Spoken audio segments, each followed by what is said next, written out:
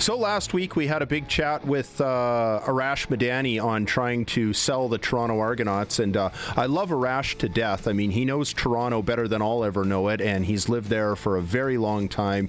He made it way further than I ever did in the media world, and I mean, he scraped his way and clawed from writing cheesy press releases for the Ottawa Renegades to being a national reporter, and just so impressive. But boy, when you get talking CFL in Toronto with him, it's like he becomes this gloomy Gus real fast, like a lot of people are in Toronto. And I sometimes wonder, maybe he's just been in Toronto too long. And sometimes if you're Toronto too much, maybe you just become that way. It seems to me that sometimes the mood around the CFL in Toronto, I hear it from some of the people who work in their organization, is that the Argonauts today, a money loser with 15,000 fans, are just what the Argonauts are and all they're ever going to be.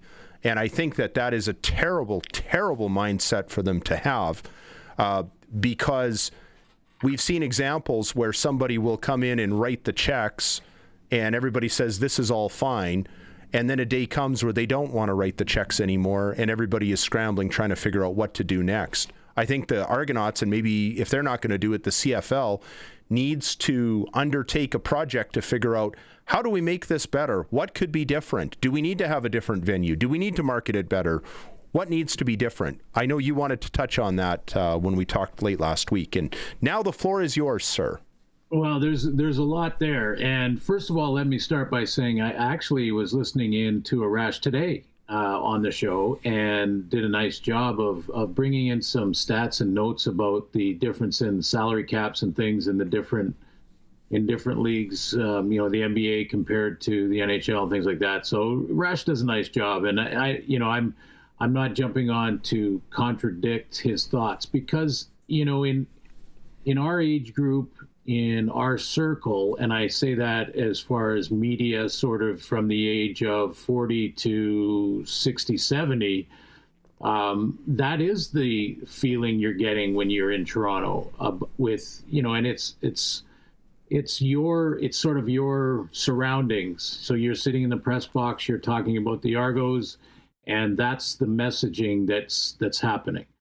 But I'll bring a sort of a half full approach to this rather than a half-empty one. And that is that, first of all, I think Rogers have been great owners. You mentioned that. And they're owners that, when they figure it out from a staff perspective, not the corporation, but, the guys in the trenches for the Argos, when they get that plan together. And by the way, Pinball Clemens, who is one of those guys, is going to be up the dog's breakfast at the end of the month. And so I'll get a chance to talk to him about it and what their plan is. But, I think in an overall big picture look at it, and again, being half full here, I'm seeing the model happen in Vancouver in real time. What is possible in Vancouver in real time? Back in 2019, before Amar Doman bought the franchise, the BC Lions, the average audience or the average, attendance was 17,000, just over 17,000. And since Amar bought it, which is in 21, with the approach, and I've sat down with Mr. Doman a few times, and a couple just one-on-one when we talked about big picture stuff. And his approach is all in a way to support amateur football in British Columbia, all the way through, all levels of football, men and women, flag and tackle, all of it, in any way that he can. And his big picture thought is, if we can continue to build the excitement around the game at the amateur levels, at the younger demographics from the age 8 to 18. And we start as an organization supporting that, not just financially, but every way we can, camps, all of it. The business of the BC Lions will take care of itself. And he has put together that he took over in 21. And since then, the team now is averaging 27,000 per game. And I know some people will say, well, that average is skewed because in game one he brings in a big name artist and there's a concert, and that game brings in 50,000, so it skews the average. But I did some digging deeper than just the average, and found that for football fans, there's been a 30% growth in attendance in BC over the last 2 years. So the idea to bring in new fans with a concert is not to skew the attendance average. It's to bring in new fans that haven't seen a BC Lions game maybe ever, and watch one and get excited after the concert is over, and maybe come back and buy another ticket. So it's a long haul look at it. It's a 10-year program. Support and get behind amateur football, get kids excited about the game at all levels, and then also bring in an entertainment aspect around the game of football, and then let's do it over a long time. Every time that Mr. Doman is in front of a microphone, Brendan, he will say at some point in the interview, not being asked, but he'll fit it in somewhere where he says, I'm not going anywhere. This is going to be a business that my family and I will work on as long as we're here. And that brings great stability, and then a 10-year plan. I'm not sure, as great of the owners as Rogers has been out in Toronto, I'm not sure that's ever been the approach there. I think what the approach in Toronto has always been is, how do we talk the 25-year-old into coming to an Argos game? And unfortunately, we have lost that decade. We have lost that group of young ticket buyers, sports fans. And that's where Arash, I think, is correct. And that's the sort of the group that we're traveling with or talking to and seeing at games and different sports and things like that, is that age group. So again, the half full thing here, Brendan, for Toronto would be a 10-year plan, the support of amateur football. The Buffalo Bills thing, clearly we know why Buffalo's doing it with their new stadium and everything. But Toronto can still get something out of this. They really can. If the Bills and the Argos have their two starting quarterbacks at a quarterback camp and there's 50 kids there, that slowly starts to build that increase in excitement. And maybe they go to Argos, maybe they go to Bills, maybe they go to both, but you start to do it. So establish what is the real issue. And here's the other thing about the 15,000 a game that they're having right now, or they're seeing right now. Toronto FC in Toronto is averaging about 21,000. That's a huge success story there, right? I mean, soccer is going to be big over the next 2 years, certainly big this year with the World Cup coming. And Toronto FC at 21,000 a game is a huge success story. Okay, so the Argos are 6,000 fans away from that number. And how many million people live in Toronto? Oh, I don't know, like 8. Like, it's huge. It's I want to say it's number 3 North American market. I think behind behind New York, Los Angeles. I don't think anybody else is a bigger media market in North America. But carry on. Sorry. Exactly. Okay.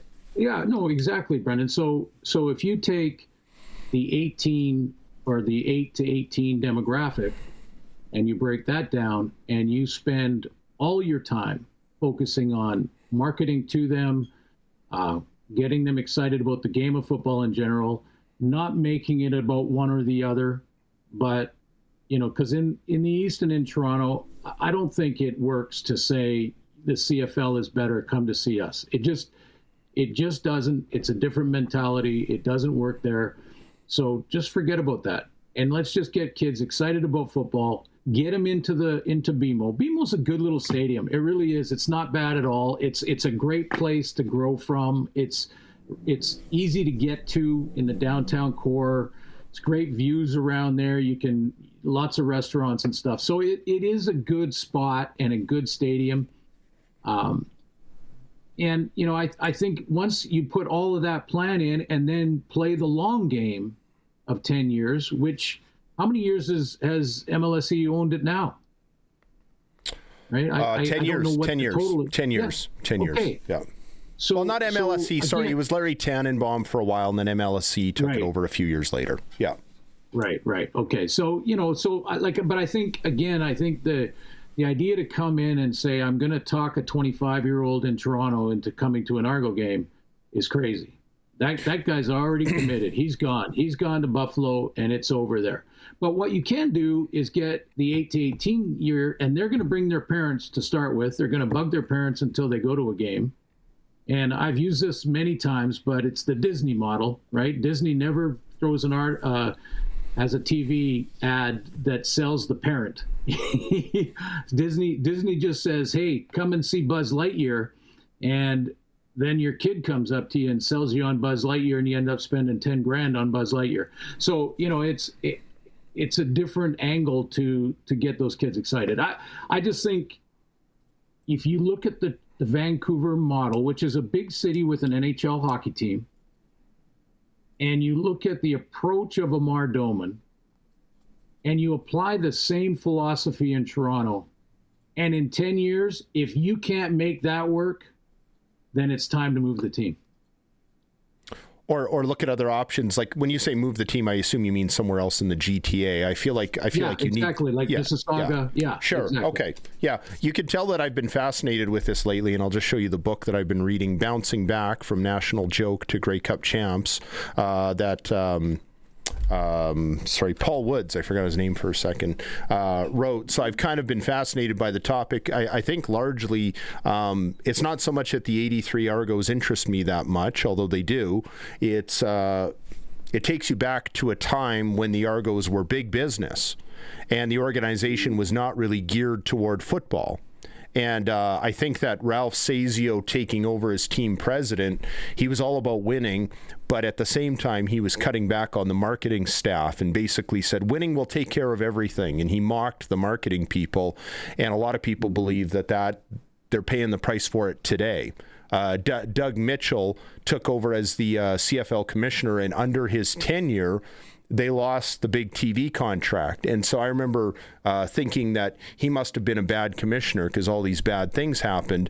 And I've read into it. And actually, no, I actually think he was a pretty good commissioner. I think he was more a victim of circumstances because he kept having to argue with Ralph Sazio why they needed to lift the blackout policy in Toronto, why that was bad for business. And Ralph Sazio, being a guy from another generation, another era, didn't understand it, couldn't wrap his mind around it.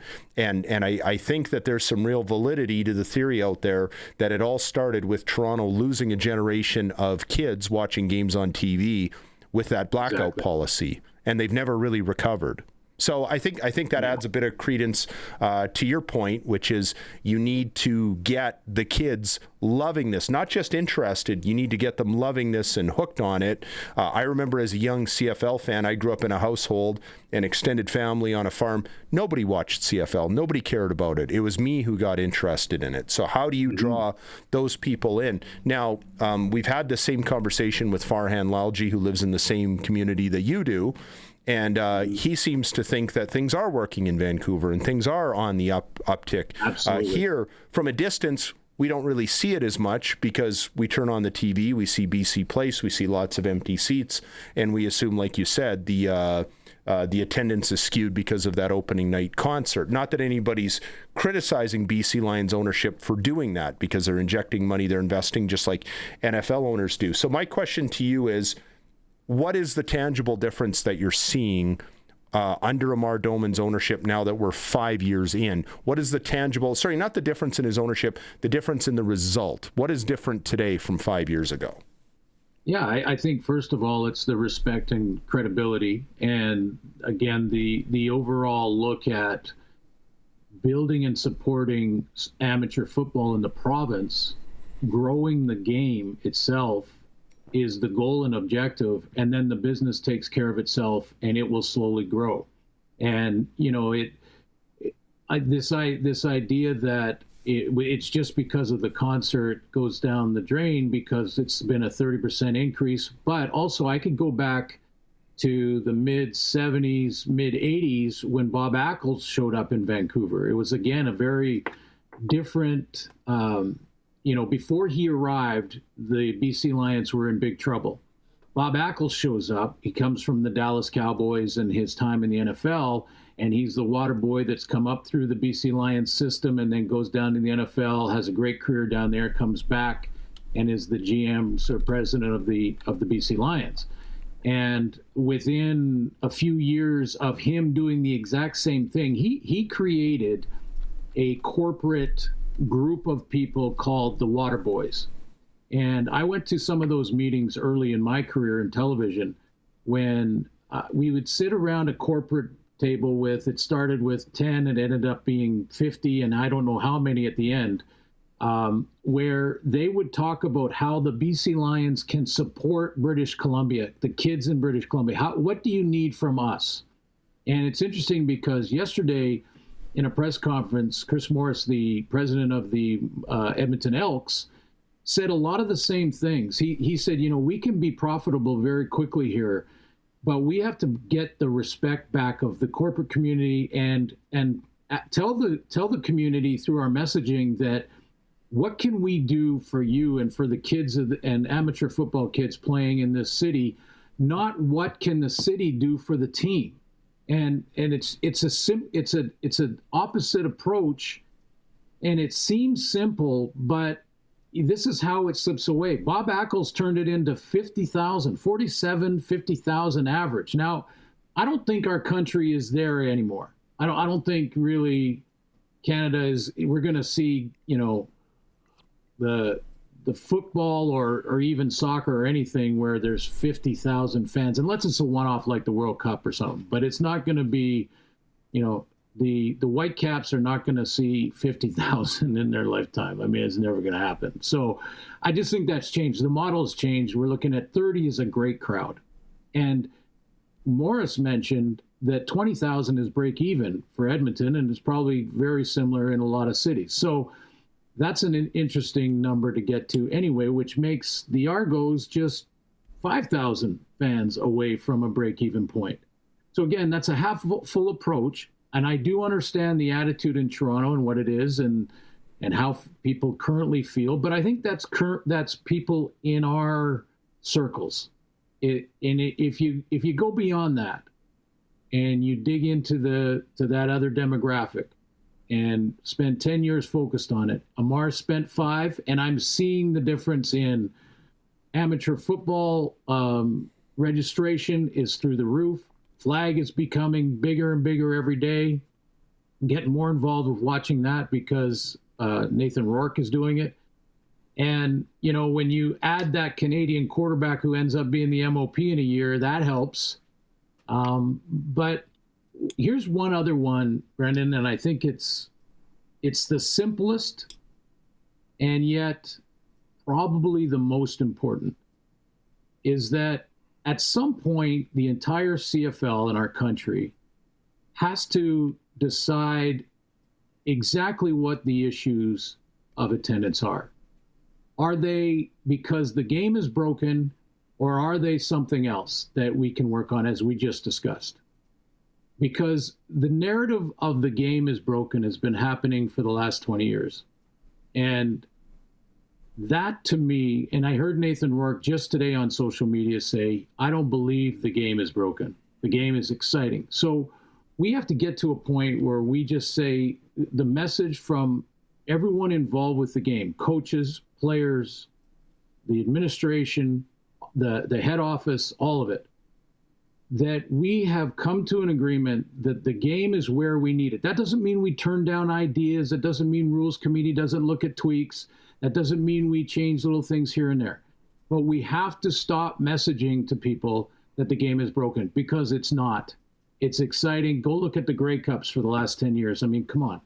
Look at the West Final. I've been doing work for my speaking engagement on the West Final.